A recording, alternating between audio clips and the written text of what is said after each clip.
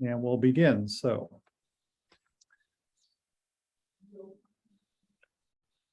well, thank you everybody for tuning in here. We appreciate your participation and your eagerness to learn. Thanks to all of our speakers for their willingness to participate as well. We're going to start with some prayer and theological underpinnings regarding biblical reflections on voting in a democracy and countering Christian nationalism. First off for us is Reverend Jen Butler. And she served as CEO of Faith in Public Life from 2005 to 2022. Highlights of her work as CEO include mobilizing a multi-state faith strategy to secure passage of the Affordable Care Act and defeating Republican efforts in 2017 to gut the bill. Today, Rev Jen is the founder in residence of Faith in Public Life. In this role, she writes, speaks, teaches, and advises both religious and secular social change leaders working at the intersections of religion, culture, and politics.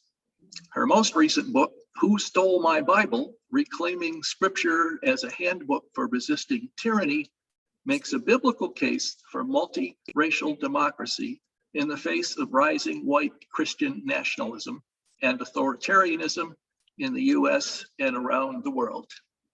Welcome, Jen. Thank you so much, John, and it's great to be here with you all. Let's begin this meeting in prayer. Will you pray with me? God, our Lord and our Liberator, we come before you who are the God who frees those enslaved. And we come before you today as your prophet Habakkuk came, recorded in the first chapter of his book. He came saying, destruction and violence are before me. Strife and contention arise. The law becomes slack and justice never prevails. The wicked surround the righteous. Therefore, judgment comes forth perverted. Like the prophet, we too wonder what to do with our lament, with the destruction and violence and abuse of power that in our time are being justified in the name of the Christian faith. Habakkuk listened and heard you say, write the vision, make it plain on tablets so that a runner may read it. May we too write the vision, make it plain among our friends and our neighbors through our pulpits, through the modern media equivalent of tablets and runners, and in our solidarity with those who are targeted. For we are the descendants of your children who fought pharaohs and Caesars and against all odds prevailed. May we draw near to those ancestors now, and even as we lament, may we together find joy in our solidarity that advances your vision of dignity and freedom for all. Amen. amen. Earlier this month, I answered the call of local clergy from Batavia and Rochester, New York, and Faithful America. I think I hear some cross chatter, so make sure you're muted. I answered this call to go to upstate New York, to Batavia, where Christian nationalists were gathering around something called the Reawaken America Tour, headlined by the disgraced General Michael Flynn, former Trump official. He and others, and someone who calls himself the Patriot Street Fighter, stoked the fears of thousands of people who had gathered there. And what struck me first upon entering the campgrounds there were the signs that said, no guns, no knives. Never in my entire life have I been to a church ground that needed such a prolific reminder. Soon after, I went to Arizona to settle my son into college. And while there, I joined some friends in the area to deliver supplies to migrants trying to cross the border in a very, very remote desert region. We went for a late lunch after a long day in the desert, putting water out and supplies. And when we went into this cafe, I saw a sign on the door that looked like an Old West wanted poster, only this sign read, "Unwanted. Members of any vigilante or border militia group do not enter our establishment," the management. Never in my life had I seen such a sign. And in both of these encounters, I came away concerned, to say the least, demoralized, a bit overwhelmed. And yet, I was also heartened to find faith leaders mounting a vigorous faith response. In Batavia, local leaders held a well-covered press conference and rally to bring their people to counter the apocalyptic, hateful rhetoric spewing from white Christian nationalists. And in Arizona, faith-based volunteers on both sides of the border continue to risk their safety to deliver support to migrant families, even in the face of militia and QAnon doxing and threats to their personal safety.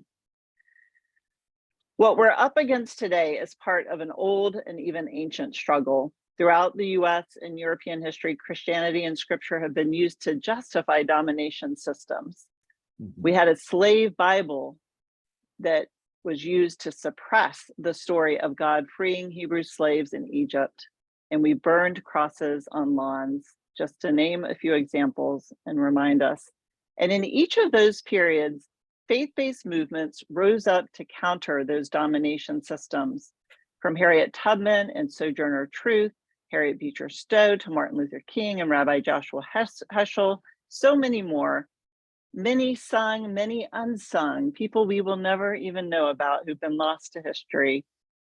Through that time, faith communities were critical to counter and dismantling this ungodly worldview and building a multi-faith and multiracial democracy. So what can we learn from this? One, tyrants must always hijack faith in order to succeed in their goals. Two, overcoming tyranny requires the reclamation of faith and our sacred texts. Most white Christians have not been taught the entire Bible, that the entire Bible actually is a handbook for resisting tyranny. I was not taught that growing up. We were not taught, for example, that the creation story is actually a moral indictment of the creation myths of the ancient Near East, which portrayed gods as tyrants who created human beings for slavery. The creation story taught, radically so, that God loved all creation and made human beings in God's own image, not to be slaves. That this Jewish story laid the foundation for human rights and democracy, the best system for supporting our core value of human dignity, the Imago Dei for everyone. Most Christians have not been taught any of this, and they've been taught a lost cause theology, just as we've often been taught a lost cause propagandist history. And as a result, our faith and our dream of democracy are now at stake, and both struggles are closely intertwined. Our project of democracy is gravely threatened by white, patriarchal Christian nationalism. And we see today that many candidates and elected leaders are embracing this ideology. Former White House officials are touring the country, fanning the flames of violence and laying groundwork for a civil war in the name of an apocalyptic and violent version of Christianity, the very antithesis of what the faith stands for. And so what shall we do in this moment? It is time to reclaim scripture as a handbook for resisting tyranny. Why? Because all social change starts with the imagination. Tyrants want to squash that imagination, and scripture enables us to imagine a different world and work to make it so. It connects us to biblical heroes who fought the pharaohs and the Caesars of their day and prevailed. Scripture is also a powerful communication tool to reclaim the public narrative, to be sure that more people are not led astray into this dangerous heresy and ideology. It lifts up a vision of who we could strive to be as a nation that upholds dignity and freedom for all of God's children, regardless of creed, race, sexuality, or gender. The separation of church state does not preclude our speaking out. Instead, it urges us to enter debates and make a moral, even a specific biblical, religious, ethical case, even as we urge respect for all faiths and for people of moral courage. We can do this in a nonpartisan way, encourage our people to vote for candidates who are committed to create this world in which everyone can thrive, and a democracy that is a multi-faith and multiracial democracy. We cannot cede the language of faith to anti-democratic and heretical forces to sway the vulnerable and capture the public imagination. This heretical anti-democratic movement may be gaining in political prominence, but when we look at the numbers, those of us who believe in a multi-faith and multiracial democracy, we are in the majority. We just need to be as focused and as mobilized as they are. So my charge for us today is to reclaim our faith for justice, write the vision, make it plain, and send it forth with a runner. Amen.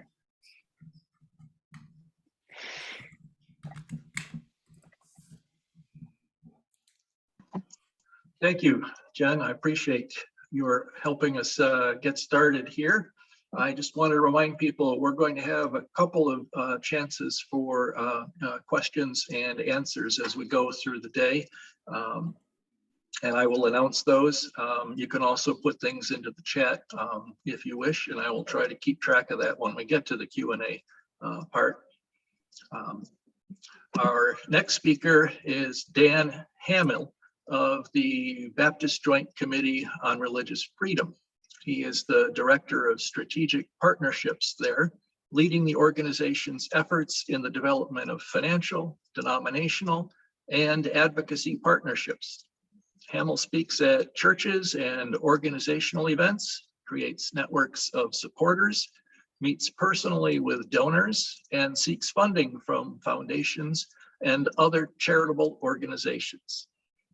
Ordained in the North American Baptist Church, Hamill has extensive ministry experience, having served in various pastoral roles in Ohio, Illinois, and North Dakota.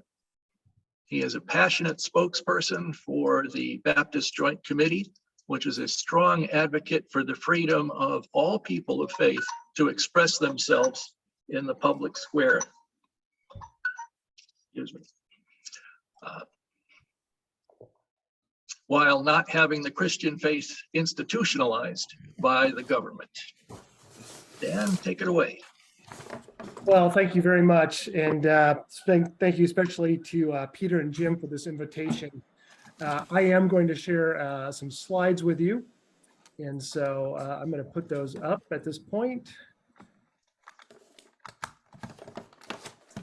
The Baptist Joint Committee for Religious Liberty, BJC, as we branded it a few years ago, is all about protecting religious liberty for everyone. So we use the tagline, protecting and extending faith, freedom for all. And my hope today is to give you a little further background into Christian nationalism by defining some of the characteristics of Christian nationalism, especially as we see it in our own nation at this time. And then talk a little bit about current and future manifestations of Christian nationalism. And then finally give you some indications of what some of our responses could be or should be in the midst of confronting Christian nationalism. So let me just start right into Christian nationalism. So Christian nationalism, we define at BJC, is a political ideology and a cultural framework that seeks to merge American and Christian identities. So it's multifaceted, the definition here. One, it's a political ideology, means it's about power in the midst of how we govern and relate to each other in our civic relationships. So it's a political ideology, this way we think, and it's a cultural framework. It's a perspective that we gather through our culture and we use with each other within our culture. So this political ideology and cultural framework that seeks to merge American and Christian identities. Reverend Butler just said it well. Tyrants must always hijack faith. And so this merging of American identities, who we are as Americans and those values, and whatever that means in our current context, who we are as Americans, and then who we are as Christians and our Christian identities, Christian nationalism seeks to merge the two. So the two become one and embedded within each other. Andrew Whitehead and Samuel Perry, the sociologist, in their very good book in 2020, Taking America Back from God, they define it very much in the same way. And they say, simply put, Christian nationalism is a cultural framework, a collection of myths, traditions, symbols, narratives, and value systems that idealizes and advocates a fusion of Christianity with American civic life. So it's all these things that we hold dear as Christians, those traditions, those narratives, those stories, those symbols, those values. Christian nationalism hijacks them, they take them, and they fuse them as a way of promoting their own view of American civil life. And so this is what Christian nationalism is. The statement by Christians Against Christian Nationalism. Now, I'll talk about BJC's leadership of Christians Against Christian Nationalism in a little while. But I think there's some other levels here that we want to get to about Christian nationalism. So Christian nationalism distorts both the Christian faith and Americans' constitutional democracy. So it distorts both who we are as Christians and the Christian faith, and it also distorts the American constitutional democracy. And so it distorts both, and it demands. And what does it demand? It demands that Christianity be privileged by the state, and by that implies that to be a good American, one must be a Christian. So let that settle for just a second. To be a good American, whatever that would mean for us, to be have the values and the culture and the framework of whatever it means to be a good American, Christian nationalists say to be a good American, one must be a Christian. And not only a Christian, I think they say a particular form of a Christian, a particular sect, a particular way of looking at Christianity. So Christian nationalism says, we believe that to be a good American, you must be this white, conservative Christian. And so we want to take great care in this. Just to add to this, the New York Times did an article early this year, July, talking about the gubernatorial race in Pennsylvania. And speaking of that race, they came to this conclusion. The religious right, as we commonly know them, has long supported conservative causes. But this current wave of religious right, of Christian nationalists, seeks more. And what's the more that they seek? They seek a nation that actively prioritizes their particular set of Christian beliefs and far-right views, and that more openly embraces Christianity as a bedrock identity. So this conservative right, this Christian nationalism group, that's this movement that has taken over our nation in some ways, they're actively prioritizing their particular set of Christian beliefs. And at the bedrock of that is their own view of what Christianity could be or should be. So Samuel Perry and Andrew Whitehead in their book said this about Christian nationalism. They said that as they looked at it and they categorized it, there are basically 4 different categories of how people address or approach or engage with Christian nationalism. So if Christian nationalism seeks to merge the American identity with a Christian identity or a form of the Christian identity, then Perry and Whitehead said there's basically four different categories of how people relate to this. There are rejectors, there are resistors, so that's on one side of the pendulum, and on the other side is accommodators and ambassadors. So of course, rejectors and resistors avoid or reject Christian nationalism. Accommodators, ambassadors seek to advocate for Christian nationalism. And what's concerning when we first saw this in their book in 2020 is if you simply do the math and you look at the percentages of those that accommodate and our ambassadors, 52% of Americans would say we are on that pro or advocacy side of Christian nationalism, which I think should concern us. So less than 50% of the people said we're rejectors and resistors. And so over 51% of the individuals were saying, yes, we somehow advocate or are ambassadors for Christian nationalism. As Whitehead and Perry went on to talk about this, one of the things they did is they talked about who actually are Christian nationalism and where do they live. And one of the things they said is they actually live in every one of our communities, every one of our states. It's difficult to pinpoint exact groups and individuals, but they said the Middle America definitely has a greater percentage of Christian nationalism, the East Coast and West Coast a little less, but that Christian nationalism live in every one of our communities and in every one of our states. And so nearly 52% of individuals back in 22 were calling for some degree of advocacy or agreement with Christian nationalism. This is something that we generally talk about. I will not, because one of our other presenters is going to talk about this afternoon. But Christian nationalism often, and we would say white Christian nationalism, often overlaps with and provides cover for white supremacy and racial subjugation. So often provides cover. This Christian nationalism that merges and hijacks these myths and stories and narratives of Christian values and brings them over into the civic sphere and brings them together. This Christian nationalism often overlaps with and provides a cover for white supremacy. And I will let one of our other speakers speak to that more directly. So what then is Christian nationalism really all about? Well, here's a series of words. It's really about power and privilege and priorities. It's about the power of who controls and what they control. It's about the privilege of having the government privilege a particular form of Christianity. It's about prioritizing certain values over other values. It really is about who's in and out. If you remember back to the early days of the Trump administration, one of the earliest executive orders was the Muslim ban.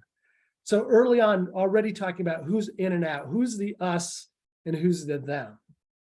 It's about othering. And so it's taking people and promoting them as the others, as those who are different, those who are against us. Psychologically, at the bottom of this, I think for many Christian nationalists, it's about a fear. It's about a sense of loss about their own power and their own privilege. So Christian nationalism is about power and privilege, about priorities.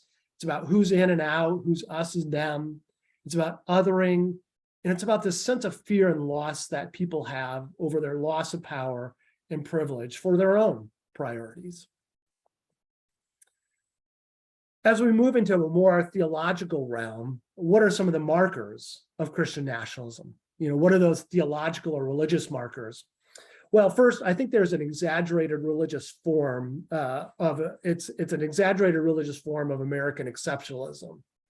And by this, I mean that way back to the days of Winthrop in 1630, who was already saying that this land is a city on the hill, that's meant to promote God to other nations. That Christian nationalism buy into this, and they exaggerate American exceptionalism, that America is God's chosen people, God's chosen land, and that our particular form of economics, our particular form of governance, our particular forms of culture, that these are somehow vested by God with special power and special uniqueness that all other nations should look to and say, America is an exceptional nation. And once again, when you embed that in religious terms, it becomes quite detrimental quickly. So one of the theological markers of Christian nationalism is this exaggerated form of American exceptionalism. It's also a deep emphasis on God's providential hand in Americans' history and present politics. That God's hand is leading us in this particular way at this particular time. And so My Christian nationalist friends that I know will often speak to, especially in the midst of the Trump administration, that President Trump was God's man for the time. Whatever that meant, in whatever way they meant it, they were seeing God's providential hand in Americans' history and present politics, and couldn't step away or back from that. And the third marker, theological marker of Christian nationalism, is this mythological history that America is a Christian nation. So let me just deal with that last one for just a moment. I often deal with individuals who advocate this mythological history that America was founded, so past, is currently, and always should be a Christian nation. And generally what I turn to them is ask them the basic question: how many times is God or religion mentioned in the US Constitution? So here's our founding document, the document that has some guidance and sway of how we govern ourselves within this culture. So how many times is God or religion mentioned in the US Constitution? Now, we will not take a quiz. I'll give the answer real quickly. God is never mentioned. And the word religion or religious is only mentioned once.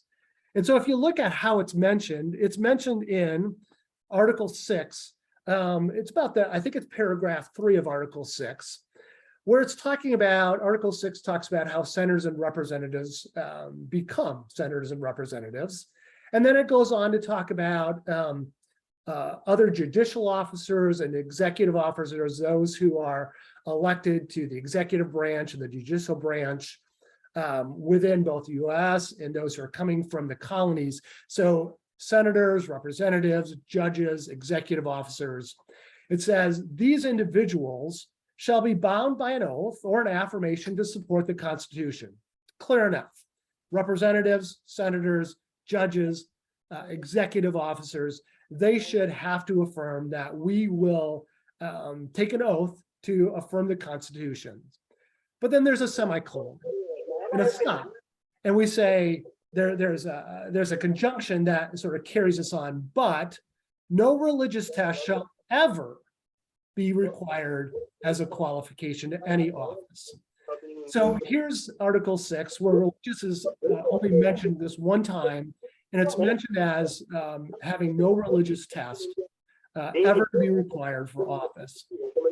What I often think about is that in those days, where the founders and the representatives who are really debating and discussing and moving on toward how we write this Constitution, if they truly wanted to frame a U.S. nation, of having the U.S. founded as a Christian nation, and they did a fairly bad job of it. They really were pretty horrible at founding a Christian nation, because the only time they mentioned God or religion is in this article, and it's mentioned as not having any religious test. If they wanted a chance to correct themselves 2 years after ratifying the Constitution, with this only one mention of religion in the Constitution, they went in and wrote 10 amendments. So 2 years later, they came together and said, there's some things that we want to shore up, and we want to shore up this Bill of Rights, these first 10 amendments. And the first of those, once again, they could have corrected themselves if they really wanted a Christian nation. And instead they said in the amendment, the First Amendment, Congress shall make no law respecting an establishment of religion or prohibiting the free exercise thereof. And so once again, if those early representatives from the colonies who ratified the Constitution and then came back and wrote the Bill of Rights, if they would have wanted to have a Christian nation, founding a Christian nation, they did a horrible job. And that's tongue-in-cheek, because they really didn't do the horrible job. What they did is they wrote a constitution, they wrote a system of governance, was meant to advocate for a pluralistic understanding of religion. And so that's how I respond to my friends who come back and say the US was founded as a Christian nation. It truly, within the Constitution, was not. The other thing I often say to my friends as we're talking about this is I say, if tomorrow the Congress declared the US to be a Christian nation, which form of Christianity would the government privilege? Would it be the Methodists or the Mennonites? Would it be the Presbyterians or the Pentecostal? Would it be my charismatic friends or my conservative Christian friends? Would we look to the warm glow of Wheaton, Illinois, or would we look to the warm glow of Salt Lake City as our form of Christianity? And so if Congress declared the US to be a Christian nation, which many are advocating these days, which particular form of Christianity would we privilege? And those of us who live in those circles realize that there are many, many forms of Christianity with various value systems and theologies embedded within them. So where is Christian nationalism now? What do we do with it right now in our nation? Well, what we as BJC has seen, and at Christians Against Christian Nationalism, is there's clearly a rise in the discussion of Christian nationalism in the United States right now. This particular chart is counting the number of tweets that appear about Christian nationalism. Now, I'm not sure that the Twitter sphere is the best indicator of all of life, but it's one indicator. And so you can see that back in early 2022, there's very little talk of Christian nationalism. And then it spikes in January of 2021 because of the insurrection. It declines a little bit and flattens out until about the spring of this year, of 2022, and then it just spikes directly up. So the discussion of what's happening within Christian nationalism, both those advocating and those opposing, has spiked in the last year. And I think we're seeing much more of that in the last year, that many more are talking about Christianity, both in being proponents for it and then being opposing to it. So we see just this rising trend of Christian nationalism in media and in our culture. Part of that is, of course, because we have those in political power who have embraced Christian nationalism. Our Congresswoman from Georgia not only has said publicly that she, in fact, is a proud Christian nationalism, but you can go out and buy her proud Christian nationalism t-shirt. I wouldn't advocate for it, but you can do that right now. So part of what's driving this is public figures who are now embracing, engaging with Christian nationalism. One of the most recent polls came out just this year by Politico and the University of Maryland. And that poll asked a couple of questions. One was, does the Constitution currently allow the US to declare itself a Christian nation? Great question. And those who answered no, 70% of the respondents had the right answer. No, it does not. And that, should give us some degree of hope that the majority of individuals, I don't know what happened to those 30% of others, but 70% of individuals said no, the Constitution does not allow for a Christian nation. That's the correct answer. And 81% of Democrats said that was correct, no. 50% of Republicans said no. And so that was hopeful. They asked a second question that was a little more alarming to us, though. The question said, would you favor or oppose the US declaring that the United States would be or should be a Christian nation? So would you favor or oppose the United States officially declaring the United States to be a Christian nation? Once again, the majority opposed that. So 62% of respondents said, no, we would oppose declaring the US a Christian nation. But if you look to those who favored it, 61% of Republicans favor that statement. And once again, this is a very recent 2020 University of Maryland poll. 61% of Republicans say we would in fact favor that the US would declare itself a Christian nation. And so I guess my words for us today are that we need to be very careful and very critical of Christian nationalism. And we need to understand that the role of advocacy is growing for those who are advocating for Christian nationalism. And so one last statement of a book that just came out. There's actually a book that Andrew Torber and Andrew Eisker just published. It's actually a guidebook, a Christian Nationalism, a biblical guidebook. I always want to use air quotes when I do that, a biblical guidebook for taking dominion and discipling nations. And this is what they say in the book: Christian nationalism, once again, the book is just out, seek to reestablish states that recognize Jesus Christ as King, the general Christian faith as the foundation of state government, and state laws that reflect in every possible and reasonable way Christian morality and charity. And what I want to just point out here is one of the things that's happening with Christian nationalism these days is this movement from moving away from sort of a federal view of it to the state view.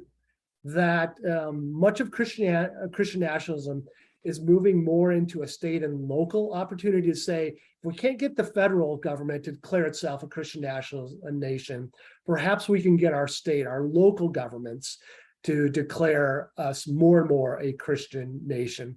This book, as indicated by Amazon, sort of jumped up to number 20 within the top 20 of their books. And so we just need to be careful of what's happening these days in Christian nationalism. So what do we do about this? For the last 3 years, Baptist Joint Committee has been leading this group called Christians Against Christian Nationalism. And if you go to christiansagainstchristiannationalism.com or .org, I'm sorry, you'll find a statement that opposes Christian nationalism. I would encourage you to go to that and sign it. So first, if you yourself would sign that statement, currently there are nearly 30,000 signers of that statement. And so we're continuing to look for more and more who will sign that statement opposing and confronting Christian nationalism. You can read the statement there and sign it. Secondly, would you bring that statement to your congregations and to your churches and say to your congregants, would you too go to christiansagainstchristiannationalism.org? Would you sign the statement against Christian nationalism? And then I would also let you know that there's a number of good resources on Christians Against Christian Nationalism on the website. We have written curriculum. We have written study guides for small groups. We have written a number of one-page handouts that are available to your churches and congregations. And so we would encourage you to take the steps against Christian nationalism by using those particular resources and to use them within your congregations. Just quickly as I end, let me tell you why we got, as BJC, got involved in Against Christian Nationalism. So 3 years ago, a little over 3 years ago, it was our interfaith communities that came to us and said, we see this growing trend of Christian nationalism. The seeds of it are just starting, but it's starting to build. And we think someone should confront Christian nationalism. But as interfaith community, we don't think we're the ones who should do it. We think, honestly, that Christians should take care of their own house. And so our interfaith partners came to us and say, as Baptist Joint Committee, would you be a group that would lead this Christians Against Christian Nationalism, taking care of your own house and confronting Christian nationalism? In those 3 years, we've seen the growth of Christian nationalism. And so we would simply advocate, if you could step alongside us in your congregations, in your community, and oppose Christian nationalism, it's time for us as Christians, whatever form of Christianity we endorse, but it's time for us to clean our own house. So thanks for this opportunity to speak. Thank you, Dan. I really appreciate your words and appreciate in general, and have for quite some time, the work of the Baptist Joint Committee. So keep up the good work. I can second his request that you go to the website and look at the curriculum. It's wonderful stuff. Next, we're going to hear from Jimmy Reeder, and then we'll have a time for questions and answers. Reverend Dr. Jimmy Reeder writes about moral and spiritual concerns in his blog with political implications. Justice and compassion are major themes which are beyond partisan politics, but which cannot be acted upon without making a difference in how our society and nation organize themselves. Jimmy brings 50 years of pastoral experience and intentional interim and church conflict consulting experience to his work as a church consultant and pastor. An American Baptist minister, Jimmy has also served as interim pastor of 4 Presbyterian churches and has consulted with over 20 churches, many of them United Methodist congregations. Can we get any more ecumenical? He earned Master of Divinity and Doctor of Ministry degrees from Princeton Theological Seminary and did his doctoral thesis work in the area of change and conflict. Dr. Reeder, who prefers to be called Jimmy, has published 3 books, including Moral Values in 2004. Jimmy retired as the senior minister of the United Church of Pittsford in New York State in 2021 after 51 years of active ordained ministry. He was heavily involved in resisting the Reawaken America tour, which was to come to Rochester before ending up in Batavia. Jimmy, take it away and make sure we remember your blog address. Thank you, Jim. The blog address is just my name, .blog. That's pretty simple, jimmyreeder.blog. The question I hear from so many people most often about Christian nationalism is, what can we do? What can we do about a movement that believes in authoritarian power and misuses the Christian faith to get power and keep it? The first action, I think, is to learn all we can and seek to understand why. And there are a lot of different groups, a lot of people trying to help us do that. This is very personal for me for 2 reasons. Some family members are involved in it. And because I have spent over 50 years as a Christian minister, I am both angry and sad with what is happening. So I've really been working to seek to understand and trying to pass that on to other people. By birth, I freely acknowledge that I belong to a group that has always been a minority in this nation. White, European, homosexual, male, and Protestant Christian. Historically, this minority, however, believed that they were in power, that they were the majority in a way. They exercised privilege, power, and wealth, and believed that it was their birthright, even the divine order of things. This is the story that we told, we meaning this minority I belong to. We told the story, we crafted the narrative, we taught the myths to children. And when we were challenged, we passed, I think I just turned my light off. Never mind, you can see me just fine, right? When we were challenged, we passed laws and we used the courts and violence if necessary to enforce that privilege and power. So it's not a new thing at all. It's not just in the last few years that Christian nationalism has existed. The great replacement theory is rooted in this historical narrative. So here are some words. Do they sound familiar? Civilization is going to pieces. If we don't look out, the white race will be utterly submerged. It's all scientific stuff. It's been proved, and it's up to us who are the dominant race to watch out, or these other races will have control of things. That's from The Great Gatsby, published in 1925. The historical roots of this theory go back at least to Virginia in the 1600s with their slave laws, and to Reconstruction after the Civil War when Black men could first vote. Robert P. Jones in White Too Long describes what the Southern myth is. That Reconstruction was generally represented as a time when white Southerners were victimized by vengeful occupying federal forces who supported Black politicians primarily as a way of humiliating their defeated enemies. Southern whites were victims who were dishonorably treated after fighting a noble war.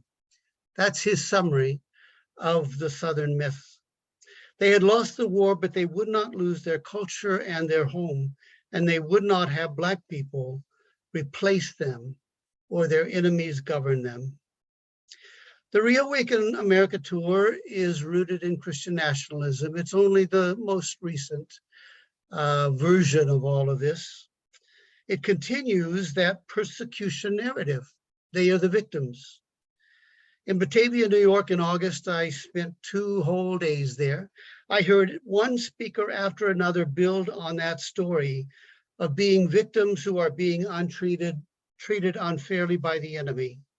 And that's their word for it, shouting that their culture, religion, and nation are being destroyed and they must defend themselves and their country. The language of one speaker was typical. The storm is upon us. We win, they lose. We are at war on a wartime basis. They are the evil enemies of freedom. War has been declared. The media is aiding and abiding the enemy. Those were his words. It was for him a call to arms. In fact, for the 3,000 people there, a call to arms to rise up and fight for freedom. The organizers and leaders of this movement deny that they encourage violence. Letitia James, the New York State Attorney General, sent the pastor a letter of the church that sponsored it, warning them about the potential for violence. So by the end of the 2 days, they were talking freely about suing Letitia James for for what she had threatened them with. They believe wholeheartedly that they do not encourage violence, even though speakers regularly use the rhetoric of warfare and enemies and engaging in the mission. And the main speaker and organizer is the one they refer to as the General Michael Flynn, who PBS Frontline describes as raising an army of gods to engage in holy war. So Christian nationalism does threaten our democracy by calling for real Americans, that is, Christians, who accept their, quote, biblical worldview, calling for real Americans to get control of every level of government and every sphere of life, all while saying that we, the people, will take our nation back. The language of we and they and them and us is all I heard for those 2 days. The rhetoric and supposed jokes and casual references to specific groups of people all made clear who does not belong to their nation. LGBT folks, Jews, liberals, Democrats, and BLM, that is Black activists, or what some white people in the past have called uppity Blacks. Many speakers challenged the charge against them of promoting white supremacy and violence. They pointed out that 1/3 of the dozens of speakers are Black, which was true, but only about 95% of the people present were of 95% of the audience was white and not people of color. There was no violence in and around the event, although there were personal bodyguards and armed security. However, the myth of a Christian nation chosen by God dominated the whole event.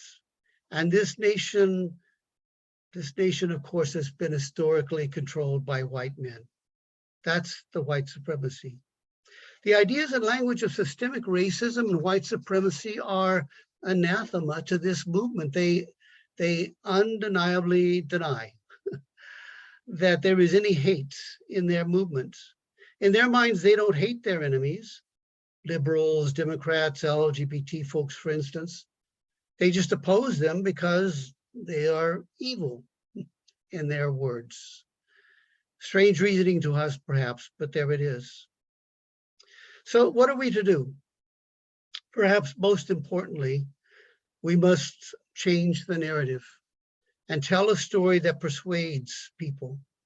In a New York Times article, a man named Anand Giridharadas, author of a new book, The Persuaders, wrote these words: "The right understands that the more one's ideas are repeated, the more they seem to millions of people like common sense." Again, more briefly, the more a story is told, the more it seems like common sense to those who have heard it over and over again. That's why people who listen mostly to Fox News and other venues to their right, it's why they are convinced that all of this is true, because their staff repeats the same thing over and over for 30, 35 years now. For instance, a recent story on Fox News spun the narrative that critical race theory is being taught in public schools, although, as they say, denied by Democrats and the media. Of course, they told the story with the assumption that it is bad for our children in our country for it to be in our schools. And what do they say in their article? That is, if everyone could mute, that would be helpful. Clara, thank you. Systemic, what they said is being taught that is so bad is systemic racism, unconscious bias, white people who have white privilege, and also that America is a patriarchal society and gender is an identity choice.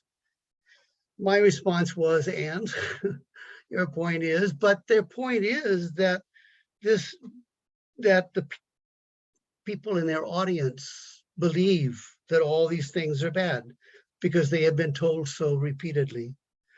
The dark narrative of Christian nationalism and the larger authoritarian movement offers a false hope rooted in a false history. They want to go back to an imagined golden time when everything was good. But of course it never was. Not for most people, and not for those who never did enjoy the privilege, wealth, and power of white heterosexual men who often profess to be Christian. It was never as good for other people.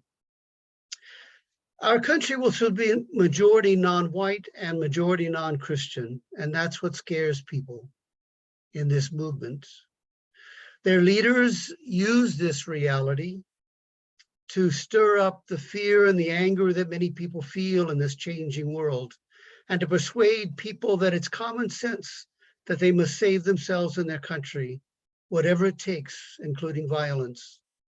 People who have now experienced some freedom and some privilege refuse to go back. And that's what Christian nationalists fear and what they fight against. The very idea of a true democracy in a diverse, empowered nation. So the power of persuasion lies in telling a story that will win the heart and soul of people. That's why writers and poets are the first to be shut down when a tyrant comes to power, because it is through the power of narrative that people's hearts and souls are won.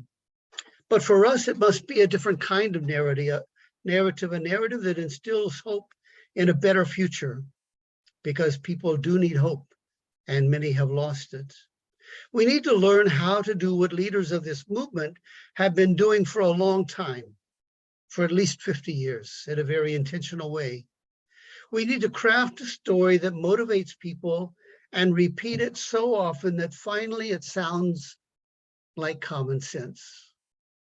For us, though, it will be a story that inspires hope for a better future for everyone.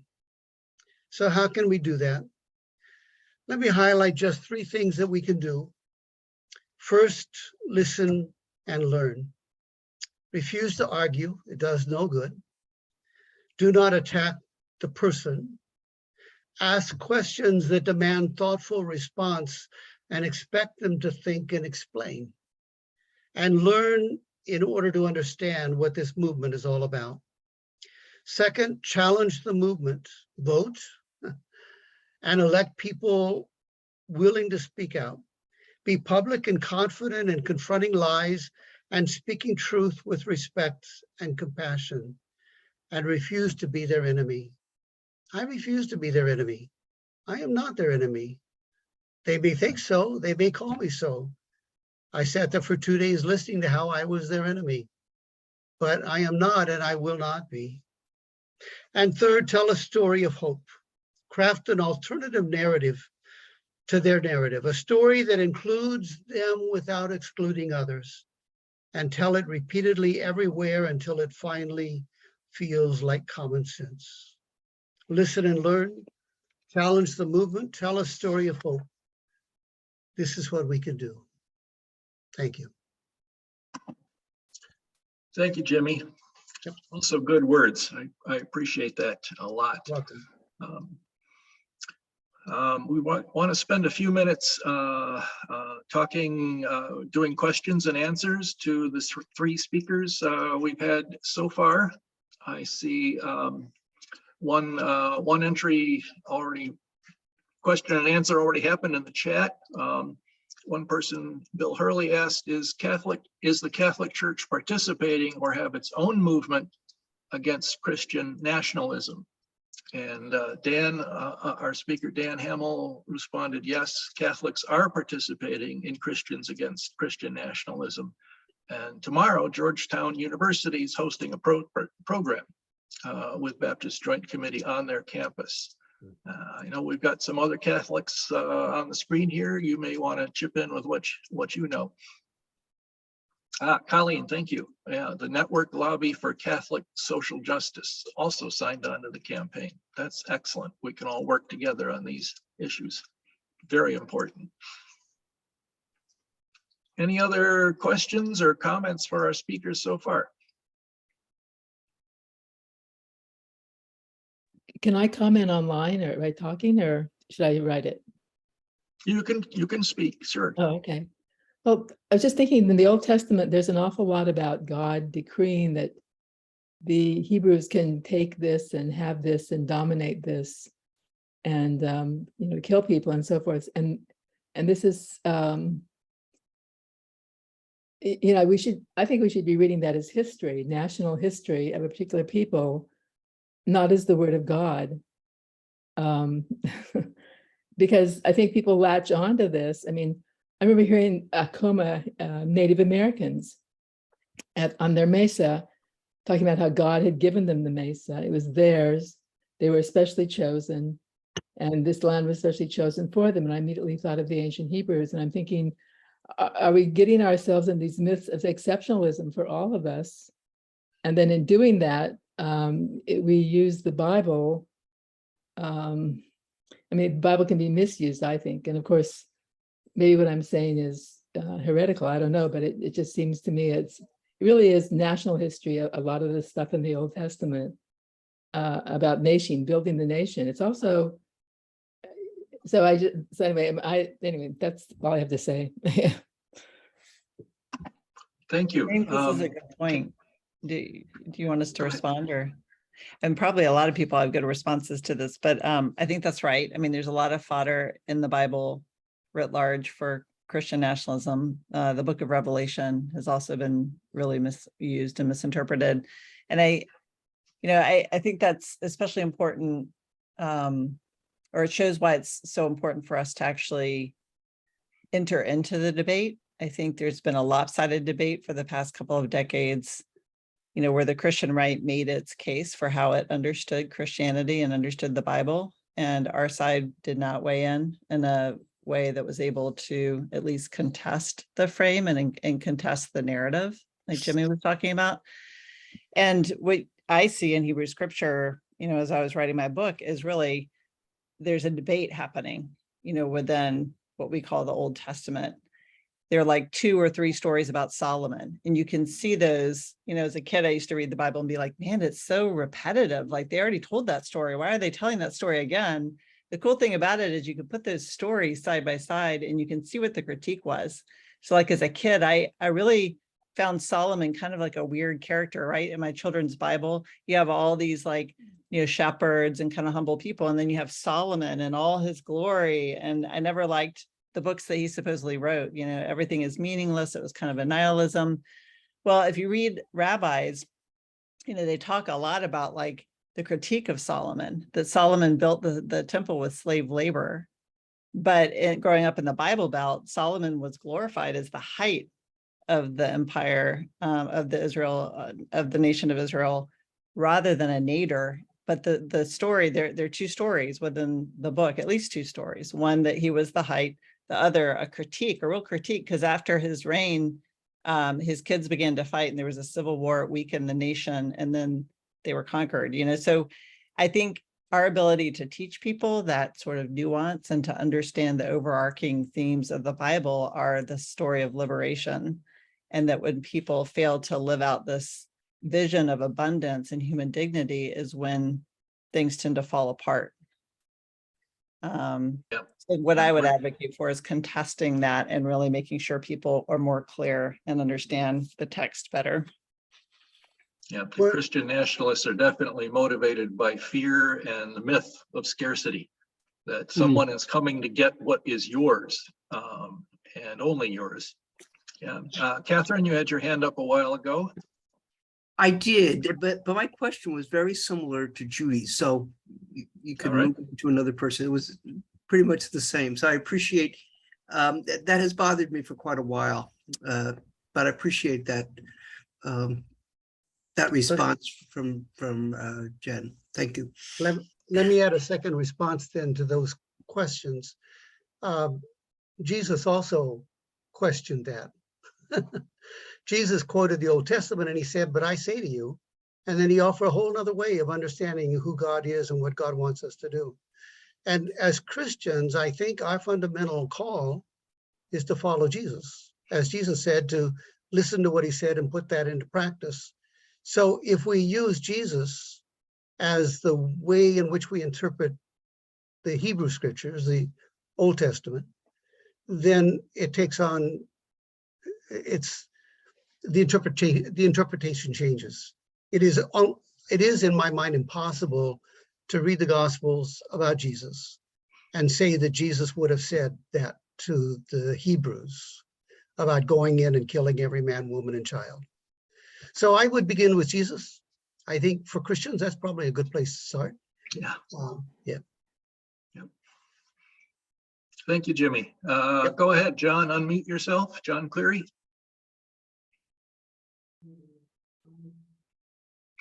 John, you're still muted. Now I have it. There you go. Thank you.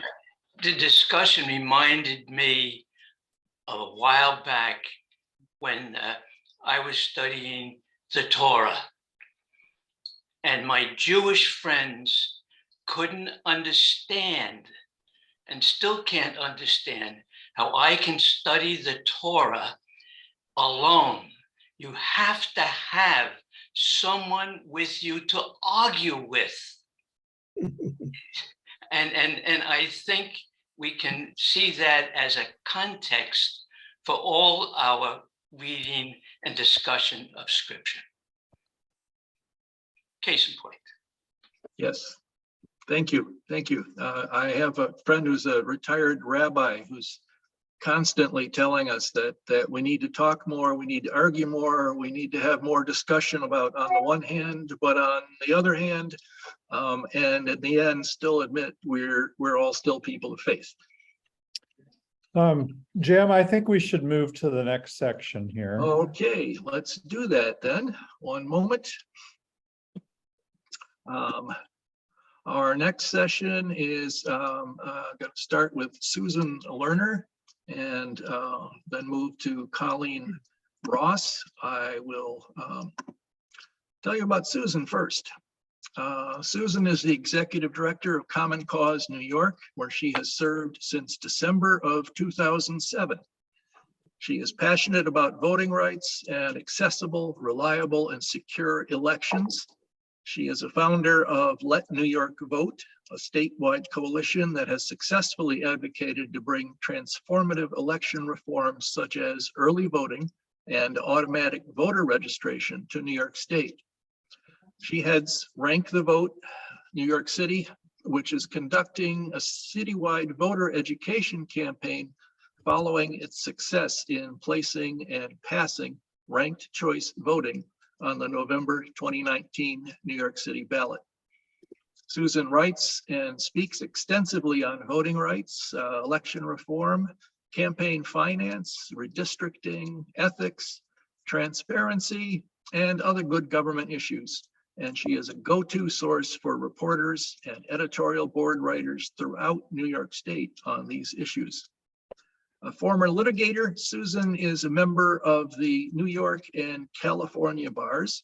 And Common Cause is another group I've been a member of for decades, and Susan's a great representative for us. So take it away, Susan. Thank you so much. And thank you so much for having me. I am really honored to be part and a listener in this very rich discussion. I've been asked to talk about the upcoming election in New York. Before I do want to say that there is a significant amount of information regarding how to talk to people who are skeptical about our elections and their reliability. There is a certain percentage of people, the really devoted Christian nationalists. As Jimmy said, don't argue with them. You won't be able to persuade them. But there is a significant number of people who have heard what they have to say, are inclined to believe it because of the repetition, but you can reach those people. And if you're interested in some of that messaging material, I'm happy to share it with Peter and he can share it with you.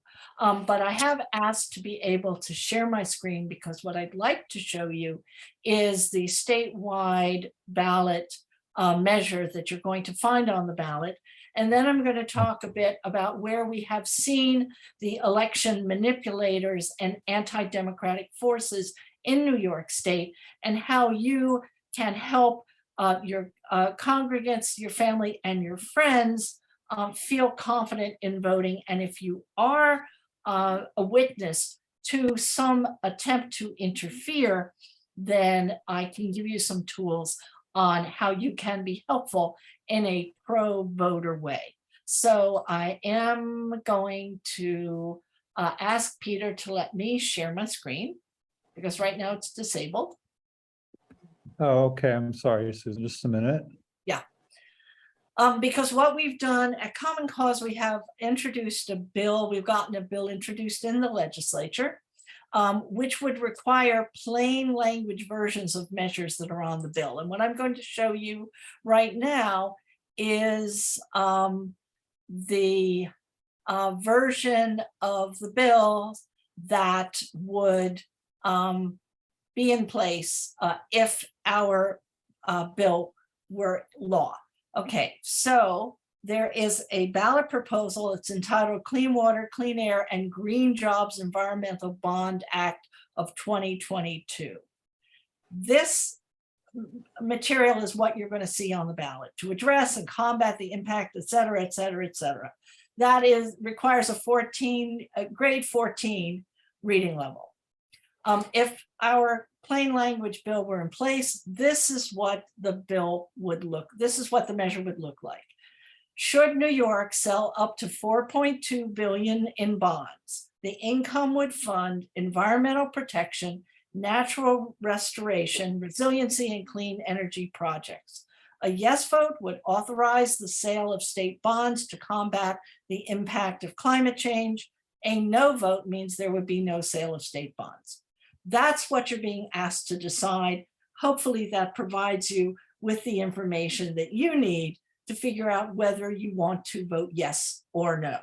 And I'm hopeful our plain language requirement is regarded as very non-controversial. And I hope we're going to have it in place within the next year so that all ballot measures would be presented as a yes, no proposition that tells you what the vote would actually do.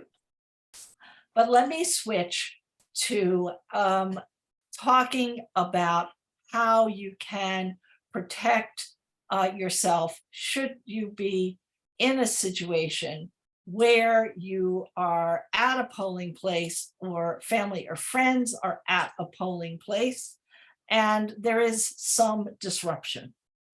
The first thing to remember is that everybody's concern, other than the interrupters or harassers, is to encourage and protect voters. Okay, so if there is intimidation, no matter what the situation, the impulse, the desire of the harasser or the interferer is to make voters uncomfortable, to confuse voters, and to discourage them from voting.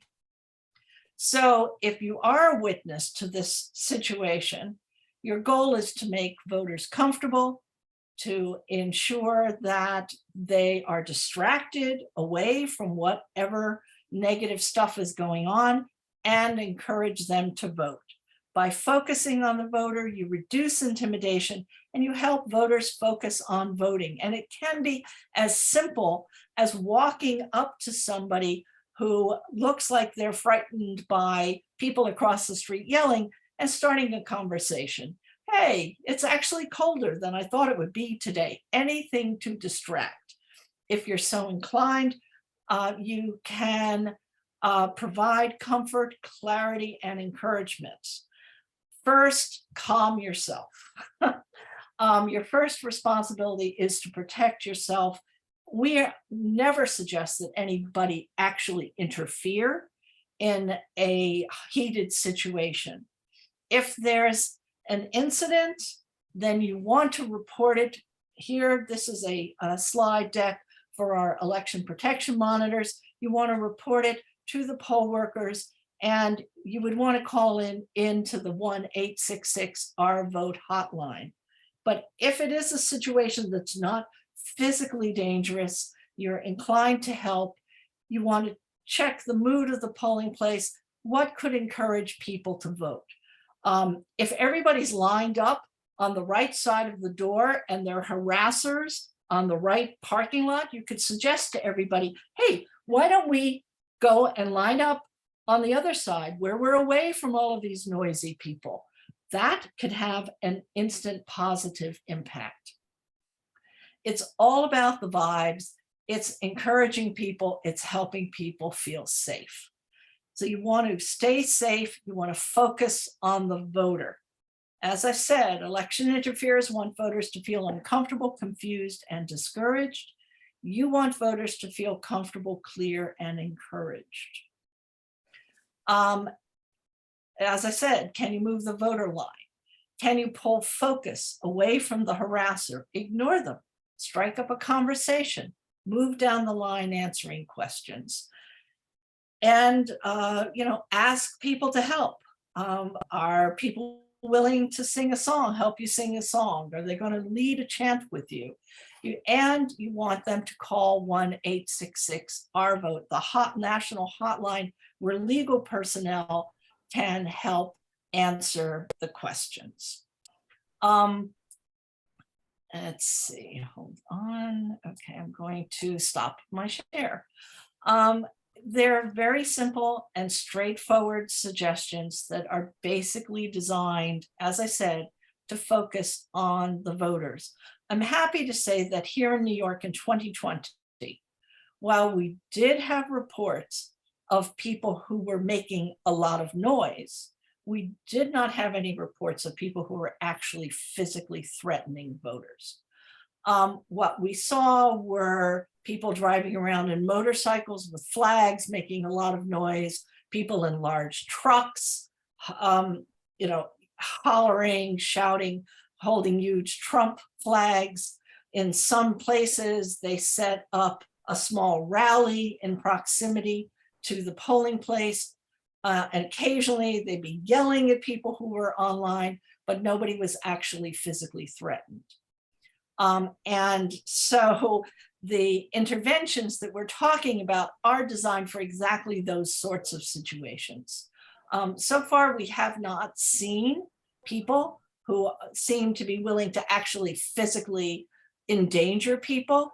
They're very loud, they're very obnoxious, but they're not, they don't seem to be inclined to engage in violence. What they want is to frighten people. So we can help in keeping people from being frightened. You already know about Batavia. So, there are some places where a recently organized group which wants to decertify the 2020 election have been active, and they've been making speeches and trying to confuse people. They are active in Onondaga County. They are active in Erie County. They've shown up in Essex County and in Dutchess County. There have been rallies on Staten Island in New York City, and there have been rallies in Nassau County and Suffolk County on Long Island. And in that situation, we think they could show up being loud and obnoxious, telling people, why do you bother to vote? Don't stand in line, go away, their vote's not going to be counted, or whatever. But what we're also anticipating is the possibility that they would actually go into polling places. They would either get certified as poll watchers by candidates of the political or the Republican or conservative party. And they would stand in the polling place and they would challenge voters. Now, there is a specific legal procedure in New York law to challenge a voter. If the poll worker or a poll watcher believes that the person is not an eligible voter. But what we're seeing in other states where they are much bolder, that are red states, where there is true anti-voter legislation, we're seeing some instances where the challengers are challenging virtually every single voter. And the goal there is, one, if possible, to disenfranchise people, but also to gum up the works and slow things down.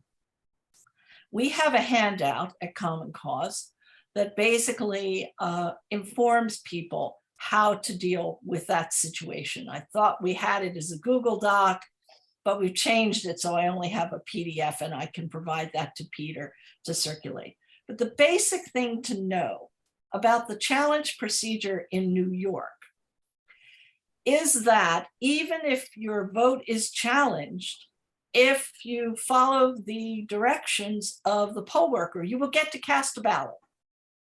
The only difference will be whether it's a ballot that goes into the scanner or whether it's what we call an affidavit ballot. So it's important that voters know their rights. And the first thing that we tell people is, if your vote is challenged, take a deep breath, calm down, don't leave. You will get to vote if you follow the necessary procedures, because our election law is pro-voter as far as the challenge is concerned. So what happens is somebody says, hey, I don't know that person. I don't think she really lives where she says she lives. A poll worker then tells the voter, you have been challenged. Your vote has been challenged, and I will administer an oath to you. In most places, it may be in writing that you sign, and you basically say, I will truthfully answer the questions I am asked. And you're then asked questions related to the challenge. Where do you live? How long have you lived there? Who are your neighbors? Whatever. Or a challenge, this doesn't look like, the signature you just signed doesn't look like the signature in the book. How old are you? How long have you been? My signature has changed because I'm sorry to say that 3 years ago I had a stroke and I have difficulty writing. There's a second oath that's administered that basically says you've answered the questions truthfully. And if the poll worker believes you've answered the questions truthfully and you're entitled to vote, you vote a regular ballot. It goes into the scanner. If the poll worker feels there are still some questions, so long as you have not refused to take the oath, and so long as you have answered the questions, you will fill out an affidavit ballot. And 97, 98 times out of 100, that ballot will count. All affidavit ballots, which in other states are called provisional ballots, in New York are examined. In other states, you may be told, oh, don't bother, they don't open them, they don't check them. In New York, they check every single affidavit ballot, and if you are an eligible voter, your affidavit ballot will count. So it's extremely important. If your vote is challenged, stay calm, don't leave, answer the poll worker's questions, take whatever oaths you need to take, and be sure that you get to vote, either on the regular ballot or on the affidavit ballot, and don't leave until you vote. So Thank you, we'll provide Susan. the handout And you'll have all of that available, which you can share with people. All right. Thank you very much, Susan. We'll be back to you with some more news on the national front, I believe. And now we need to introduce to you Colleen Ross. Colleen is the communications director at Network, and she works with Network's print communications, digital communications, websites, and social media. She began her career at Network as government relations associate in 2014. And before coming to Network, she worked at St. Paul's Lutheran Church and completed internships at the U.S. House of Representatives and the Local Initiative Support Corporation. As an undergraduate student at Marquette University in Milwaukee, Wisconsin, Colleen was active in social justice groups that called for the creation of gender-neutral bathrooms on campus. She received her Bachelor of Arts in International Affairs and Economics from Marquette. Colleen, thank you for joining us. Hi, everyone. It's wonderful to be here with you. Thank you so much for having me. I've just been feeling for the last while listening to talk how many different facets there are of this work, and glad that we are all in it together. So, and I definitely see a few faces here, some of our network advocates. Great to see you all. So we at Network have been engaging on our Pope Francis voter tour during the past few weeks here in the lead up to the election. And I'll talk about that. I think that whether or not you consider yourself a Pope Francis voter, that's pretty, that's a term that resonates with our mostly Catholic audience. But regardless, the themes that we are really out on the road and online talking about are pretty universally shared, and it is all about the narrative, as the previous speakers have been talking about. So yeah, the entire basically thrust of Network's election time work, and it's very much in line with what everyone's been saying here, is to put that compelling narrative forward, a confident, positive tone, even though kind of it feels like sometimes the sky is falling, but nobody really wants to join the sky is falling club. So here we are.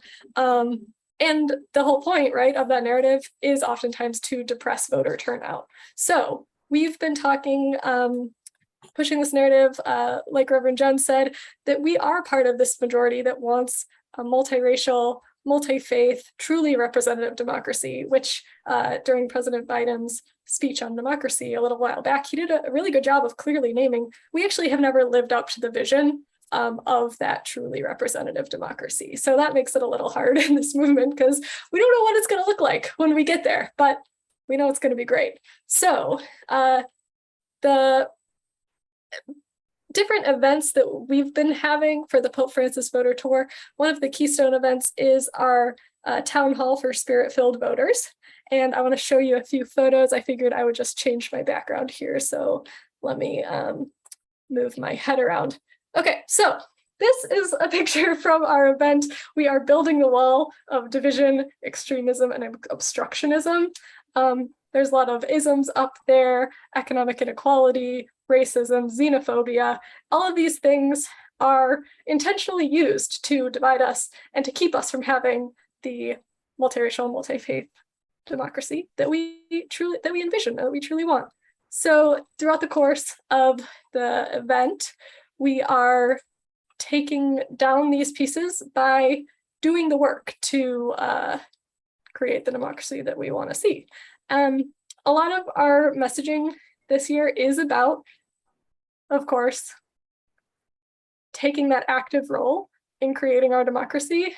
There's a lot of forces that make people feel disempowered. And so we're trying to actively push back against that. And so what is the work that people can engage in? Obviously, voting. We're here to talk about the lead up to the election. So we are encouraging folks to make their voting plan, talk to their family and friends about voting, and all that good stuff. Of course, being a poll worker, helping register people to vote is really important. Writing a letter to the editor, sharing your voice on social media, and of course, at Network, we're an advocacy organization, a federal lobby shop. We are pushing you to stay involved after the election. That's when our elected officials really get down to the business of actually making policies. And we'll talk more about that later. So when we talk about all the things that we can do to create the democracy that we wish to see, we take down our boxes. And at that point, we see a beautiful mural of the vision that we can have together. I'm not sure if you can see. This is everyone marching to the polls together. It's actually some artwork done by a really talented artist for the Amplifier Art Project. So that's what we've been talking about. I have a ton of different links to send you. So I'll put a few of those in and let me talk you through them. So we're really pushing this like we are voters identity. Just telling people to vote on November 8th is less effective than telling them like, I'm a voter, you're a voter, we're all voters. That then is a lot more impactful to get people to actually complete the action. And what we're talking about is many issues that we as people of faith are called to be concerned about during the election time. So we have a resource called the Equally Sacred Checklist. In 2020, it was called something different. The Equally Sacred Checklist that brings up Pope Francis's writing and speaking on various issues. One of the quotes is where he names a few different issues that he says are equally sacred to the defense of the unborn. So things like care for the climate, welcoming immigrants, and things like that. So the Equally Sacred Checklist is a resource that we are sharing around, and we're just starting to share that on social media as well on Network's channels.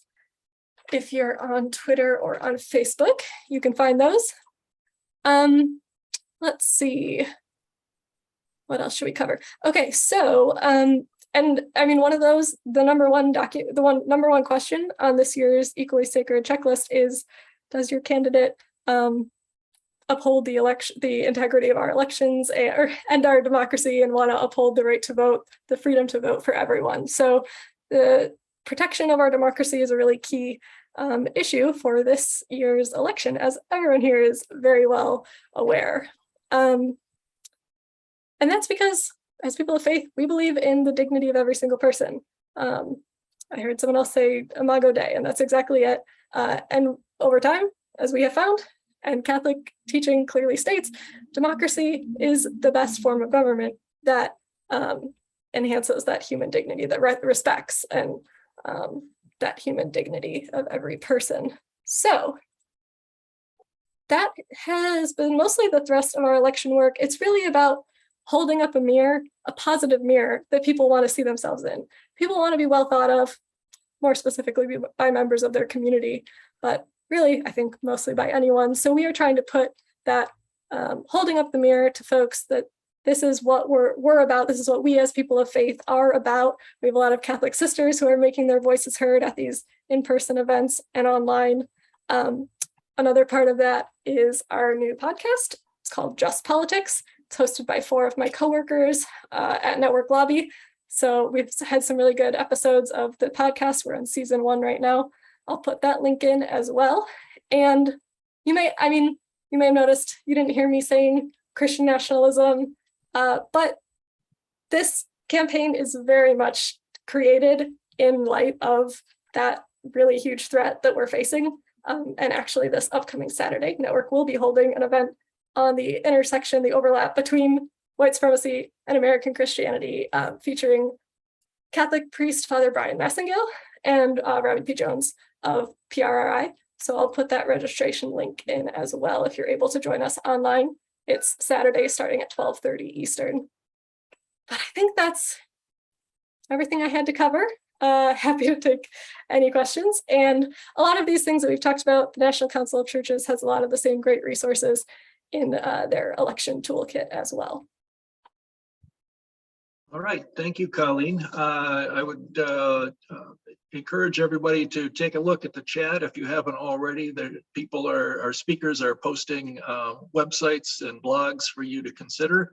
So that'll be great information for you to follow up on and take back to your own community. We're going to come back to Susan Lerner now to talk a little bit more about what's happening specifically in New York with proposals about voting, and then to talk for a few more minutes about the threat of the call for a constitutional convention at the national level. So thank you so much again, Jim. We've had a lot of activity in terms of election reform in New York at the legislative level, but we still have plenty to do. There are two areas where we're expecting to see some activity in the new legislative session. One is with the plain language bill that I mentioned earlier, and the second is an attempt to revise New York law to clarify when it's appropriate to provide food and drink to people who are standing online.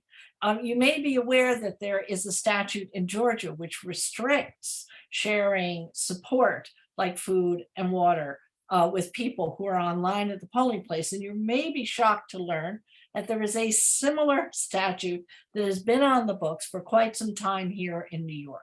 So there is a move to reform our law to clarify that unless it's being used to try and bribe voters, that it is quite okay to provide support through providing an umbrella or water or food. In the 2020 election in Yonkers, we had huge lines and people who were standing there in the dark getting chilled. And the question is, can you provide them with something hot to drink? Technically, under some circumstances, yes. Under other circumstances, no. And so this is a move to clarify New York law to facilitate supporting voters who are stuck on what are wearying long lines. You may be aware that here in New York, this past legislative session, we passed the New York John Lewis Voting Rights Act, which is unique across the country because it creates what is called pre-clearance for New York voters for changes in election procedures and in district lines that will now have to be pre-cleared by the Attorney General, and strengthening voting rights and civil rights protections under New York law. However, it's like most laws, it's not self-executing. Yes, it empowers the Attorney General to set up a division of pre-clearance. It requires some reporting by the counties, but it will not be effective if these administrative requirements aren't funded. So we are expecting a move in the state budget, which is usually negotiated in the late February, March timeframe for an April 1 budget, to be advocating that the New York Voting Rights Act get the funding that it needs to set up the necessary pre-clearance civil rights division in the Attorney General's office. And we also are going to be arguing that because, quite frankly, of the reforms which we advocate for, which are pro-voter and which make it easier for New Yorkers to access their polling places, expanded hours for early voting, an increased number of required early voting locations, the requirement now that absentee ballots must be accompanied by a stamped envelope for their return, we're increasing the demands on our county boards of elections. And while we believe that our election system, like all human systems, is not perfect and could use some improvement, it does also need to be adequately funded. A lot of what we see at the local level are very well-intentioned election administrators who are struggling without sufficient personnel and updated equipment to do the job that we're requiring of them. So we're going to be advocating at Let New York Vote for support for the county boards of elections on an ongoing basis in our New York budget. New York is one of the very few states that does not have regular state support for its local elections. Some states cover all of the costs, Some states cover only a portion of the costs, but most states help out the counties because we rely on our counties for the safe and secure administration of our elections. And the selling point about our election system that election manipulators don't want people to know is that this isn't some faceless bureaucracy. All of our elections are run on a local level with people who are your friends and neighbors, and they need the money and resources to do a good job. So we'll be advocating in the budget for that. And then there is one issue which has been hanging over our heads. It's been very problematic, and that is that there is a national movement to call a federal constitutional convention. If any of you are familiar with the Constitution, Article 5 of the Constitution of the US Constitution says there are two ways in which you change the Constitution. The first is the one you're familiar with, and that is to amend the Constitution. The second is the ability to call a constitutional convention if 2/3 of the states agree that one should be called.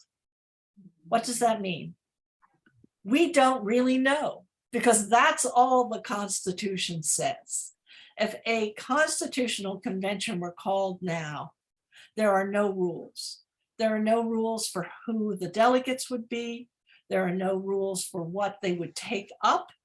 And I think after our discussion today about a significant push on the part of Christian nationalists to undercut our system of representational democracy and impose a narrow-minded theocracy in our country, I think we can agree that the possibility of a no holds barred, anything goes federal constitutional convention is frightening. In order to call such a convention, 34 states have to agree.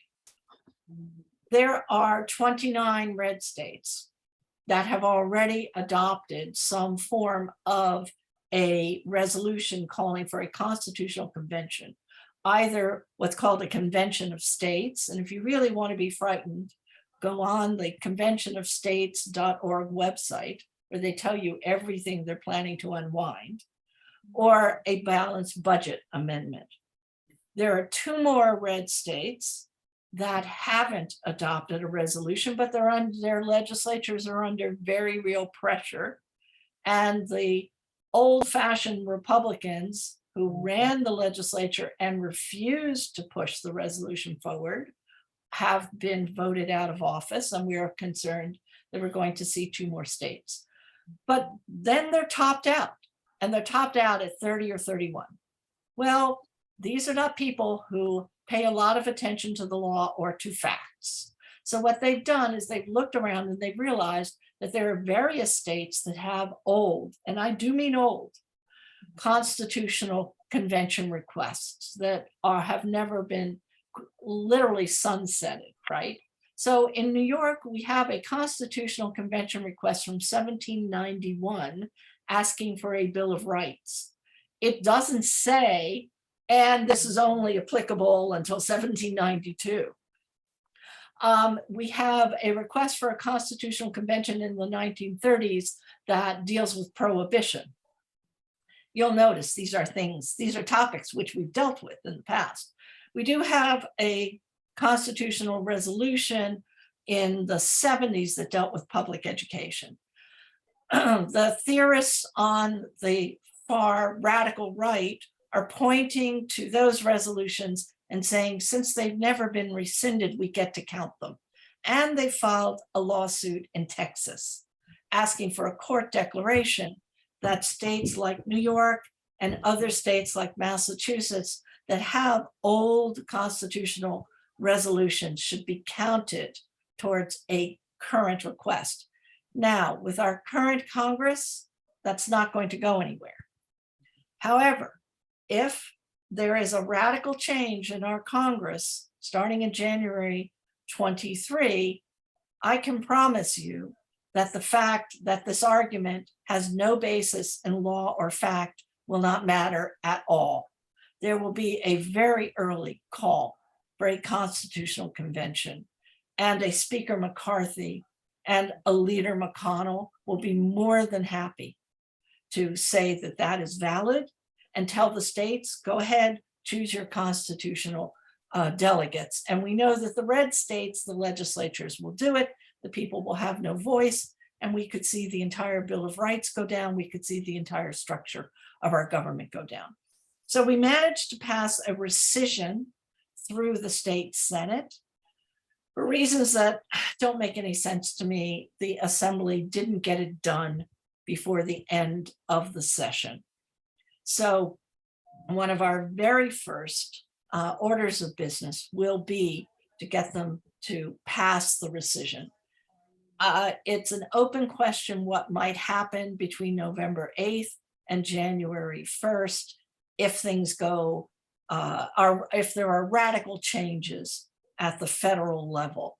But we're hoping that we won't be looking at an immediate threat of an early January call for a constitutional convention, and that we can get both houses of the legislature to pass the rescission in January, and then we can stop worrying about New York being in the wrong column on this issue. It's a frightening prospect. We rely so heavily on so many things we take for granted in our Constitution, not the least of which is the separation between church and state that the First Amendment provides, the freedom of speech, so many important personal rights, as well as a government structure that, when it's properly balanced, has worked for over 200 years. So I'll keep you up to date on what is happening regarding the Article 5 situation. Thank And you. that's Thank it. you very much, Susan. I want to make sure we leave a couple minutes of time at the end for, as we originally planned, for a few more questions and answers. But first, I'm going to ask Colleen and Susan to give us a brief update on what's happening with the John Lewis Voting Rights Act at the national level. Colleen, you want to lead us off? I'll start Yeah, and then maybe Susan can. any other federal stuff you want to stick on the wall, so. Perfect. Well, Susan, definitely add to what I'm going to say, or correct me. When I heard John Lewis Voting Rights Act, I was like, oh, that's a blast from the past. So at the beginning of the 118th Congress, we were all bright-eyed and bushy-tailed, ready to pass some bills, and a lot has been passed. And for, I know, Network and many of our pro-democracy partners, the John Lewis Voting Rights Act was one of those really important bills. Of course, it was passed in the House. And at that point, we were just pushing for the Senate to pass it. Now, I might have gotten ahead of myself. The John Lewis Voting Rights Advancement Act would, like Susan was talking about that pre-clearance, it would, at the federal level, reinstate the pre-clearance standards of the original Voting Rights Act. Please forgive me, I'm not on the government relations team, but this is a really important issue. So unfortunately, the Senate, Leader Schumer did bring it to the floor. Thank you, folks of New York, who pushed your senator to do that several times. But unfortunately, we did not pass the threshold for cloture with the Senate filibuster to receive 60 votes to bring it to a vote on the floor. So there was a little push, and Network was in support of it, to make some type of legislative shift so that this bill would be considered not under, or would not be subject to the filibuster. Unfortunately, we couldn't get some of the more moderate Democratic senators on board with that idea, because there are exceptions to the filibuster, as we know, and this is a really critically important topic. But, if there's a chance that we have more senators in the future who are sympathetic to this bill or supportive of this bill, then of course we can make some of these good changes. Other voting rights legislation that Network was also supportive of would be HR 1, the For the People Act. And at one point, the Democratic leadership in the Senate even combined those two bills to try to pass them. But in more recent months, the network advocacy energy has shifted to some bipartisan efforts to reform like the Electoral Count Act. That's in direct response to what happened on January 6th. We're also in support of the Disclose Act, which would address money in politics. And so those are some of the more, like, I guess you could maybe call it low-hanging fruit.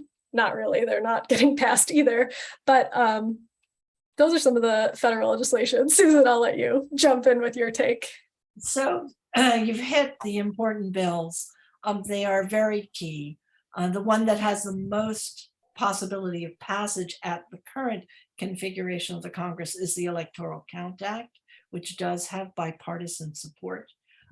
It is definitely an improvement of the current procedure. It may not be as wide sweeping as we might have chosen ideally, but it's important that it is a bipartisan bill and it needs to be passed no matter what happens on November 8th.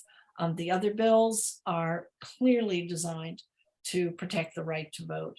And, they're not going away. And it's really a question of what Congress we have in 2023 as to what chance they have to move forward.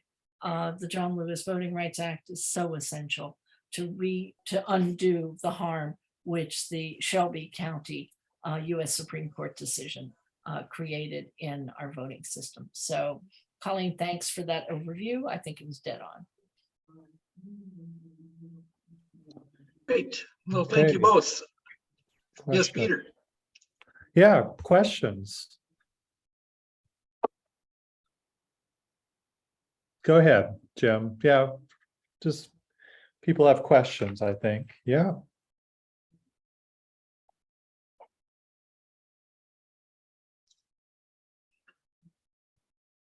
Come on, we can't have been that persuasive.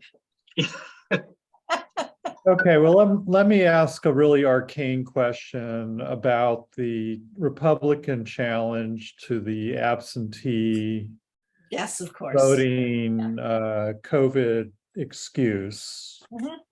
Could you explain that, Susan? Yes. Okay, so the Conservative Party and certain Republican operatives filed a lawsuit in Saratoga County attacking absentee voting in New York on three different ways. One, the law was changed in 2021 to speed up the counting of absentee ballots by allowing the counties to examine the eligibility of the ballot and to run the eligible ballots through the tabulator in advance of election day, not to be reported until election day evening, but so that the vast majority of absentee ballots would already have been processed, which under the law is called canvassed.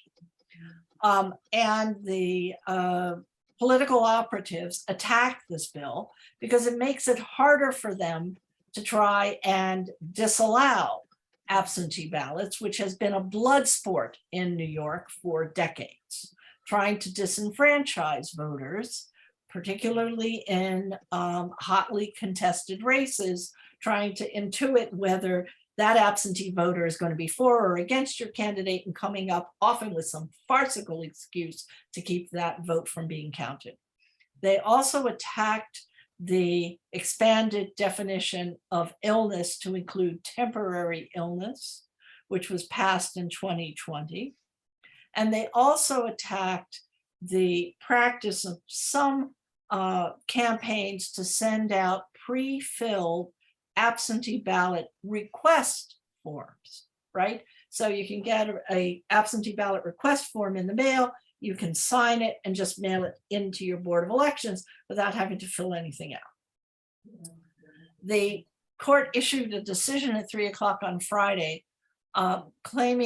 ruling that the accelerated procedure for counting the absentee ballots was unconstitutional. I'd like to point out that New York was one of the few states that didn't count absentee ballots somewhat in advance. and was the only state left which allowed you to ask for an absentee ballot, send it back in, and then go and vote in person. So the court said that the accelerated count of absentee ballots was unconstitutional because it denied candidates the ability to gum up the works. My words, not hers. She said if she were free to, she would invalidate the temporary illness definition, but she couldn't because there are 2 earlier lawsuits that said that the temporary illness definition was constitutional.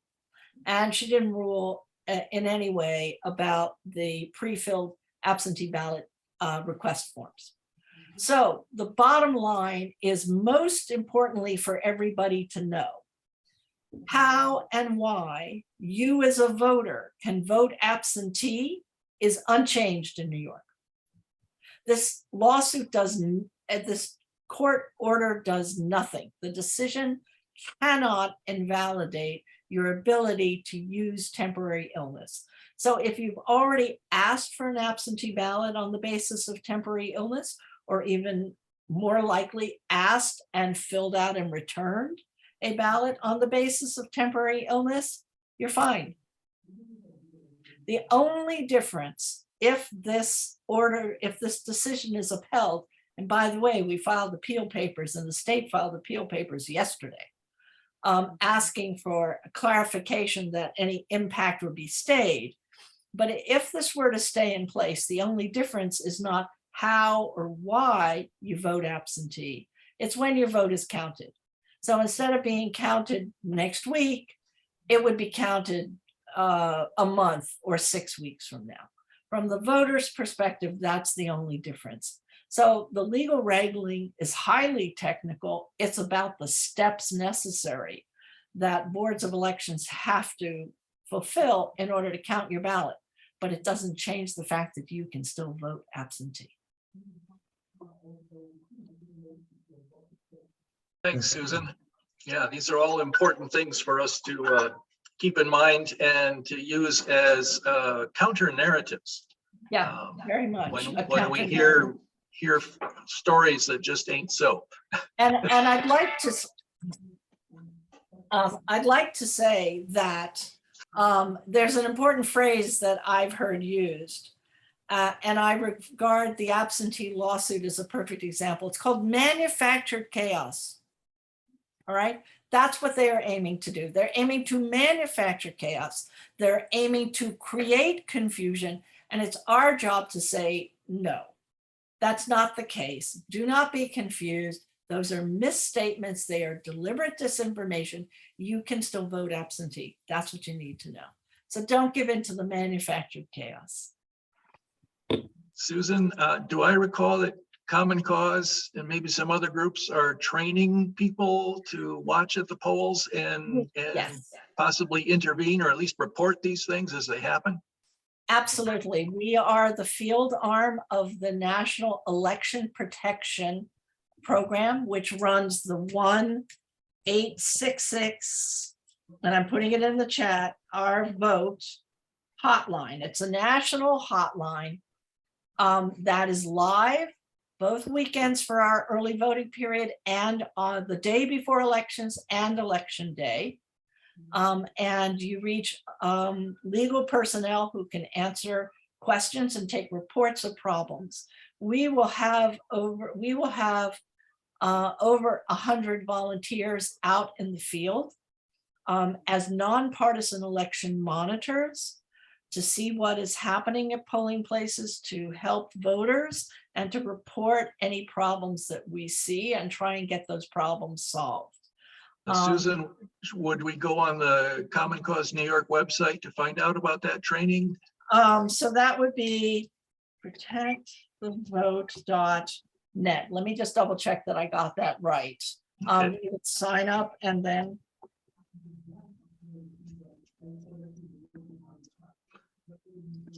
protectthevote.net. Let me Okay. protect Protectthevote.net. I misspelled it, so All right. protectthevote.net.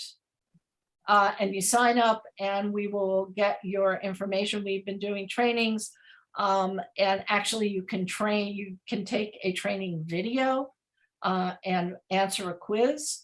And then you can pick your assignment for the polling place. As you can imagine, the places that I mentioned where we have seen election manipulators active are the places where we're hopeful to place the most election monitors. Onondaga, Erie. We know there's been a lot of activity in Westchester, bizarre. Both counties on Long Island, Dutchess County, are places where we would love to have more volunteers, but we'll take you wherever you want to be a help to voters. Yeah. All right. We are running right up against 6 o'clock now, which was our agreed upon time to finish up. I want to thank everyone who joined us to listen in and to ask questions, and to especially thank all of our speakers. It's been wonderful to be with you and to build up a better knowledge base, both theologically and politically, to know how to respond to these deep concerns that we all share. And then, Jim, if I could just add to that, that the New York State Council of Churches sponsors these seminars. This is our first of, I think, 11 seminars that we're doing, covering all the basic kinds of policy questions that we're dealing with. Our next one will be on the World Council of Churches on November 3rd. And then there's a whole variety of sessions thereafter, which are published on our website. So we invite you to come and join us for that. It all leads up to an Ecumenical Advocacy Day, which we will have in mid-February. So thank you so much to all the expertise that was brought to this conversation today, and we look forward to getting into good trouble with you going forward. Thank you. Enjoy your evening. Take care all. Peace.